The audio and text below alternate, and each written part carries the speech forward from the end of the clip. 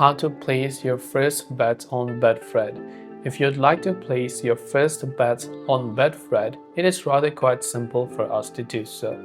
So what we do is we simply go ahead and then actually open up our browser, and then you want to go over to betfred.com, and then if you haven't already done so, click the login button located at the top right hand side to log into your respective account.